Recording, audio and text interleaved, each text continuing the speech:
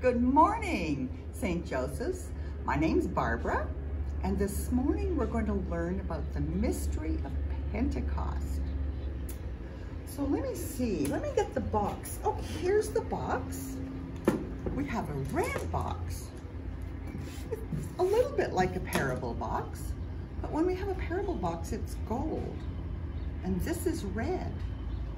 Well, let me tell you why. Because red is the color of Pentecost. And if you have a St. Joseph's calendar, you can look and see this coming Sunday, the 31st, is on red in here. And if you don't have one, there are some in the back of the church that you can get. But you can always see what the color of the church season is. So I wonder what's in here. Let me open it and we can start. Oh, what's this?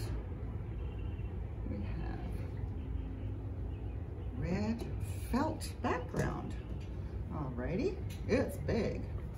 Probably don't need it this big, but that's the way it is, so that's what we'll use.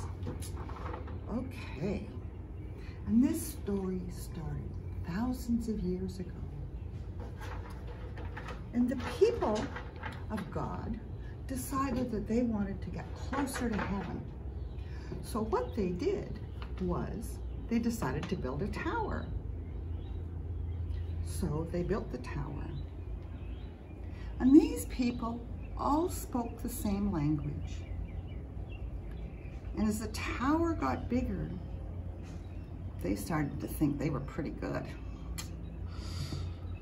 They seemed to kind of lost any thoughts of humility. Whoops, and then the tower fell over. And what happened was these people who were all speaking in the same language and could all understand each other, couldn't understand each other anymore. And they called it the Tower of Babel. And then thousands of years passed. And Jesus came, and Jesus preached, and he healed the sick, and he taught people many things. And then he was crucified and died on the cross. But as we remember, he rose again at Easter. And then after Easter, he saw some of his former disciples and his friends. Not everybody saw him, but he saw quite a few people. And so the disciples went to the upper room where they had had the Last Supper with Jesus. And who was there? Let's see. We had James and Thomas and Matthew and Andrew and Simon and the other James, James the Lesser, and we had Philip and Peter and Nathaniel and John and Jude. And so these people all prayed together because they were missing Jesus and they weren't sure where he was. And then Jesus came and he was with them. And so he took them outside to Mount Olivet.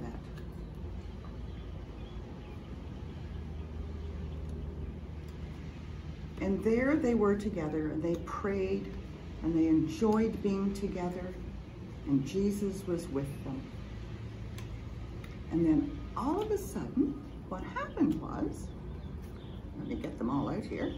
What happened was, Jesus left and went up to heaven like that. We call that the ascension. So the disciples weren't quite sure what to make of that. So they decided they would go back into the upper room to be together and to pray. So that's what they did. They went back into the upper room. And there was 11 of them. And if you remember, at one point there was 12. But Judas, who was the disciple that betrayed Jesus, had died. So they talked about it and they prayed. And then they asked Matthias if he would come and join them. And so once again, there was 12. And so they prayed together and sang and talked and made plans and tried to figure out what they were going to do. So they went back out and were together, and the most amazing thing happened. So we'll just get them all out here so that we can have this most amazing thing happen. And when they were out, all of a sudden, there was this rush of wind, a strong wind. And it was so strong. And they could feel something happening inside them. And this was the coming of the Holy Spirit. And Jesus had said that he would be with them always. And he had told them they were going to receive the Holy Spirit. And now they knew that they had. So they had to think what they were going to do now that they had the Holy Spirit. And they decided that their job that they had been given by Jesus, or given by God, was to go out into the whole world. And so they went out into many countries all around the world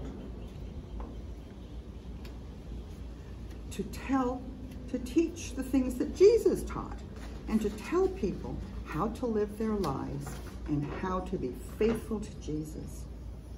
You know what was amazing was when they went out, no matter what country they went to or what language people spoke, people could always understand them. It was like a miracle, but it was the Holy Spirit that let this happen.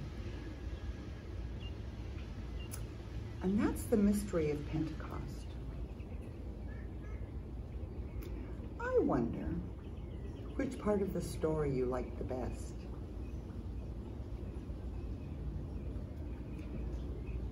I wonder if there's a part of the story that we could leave out and it would still be a full story.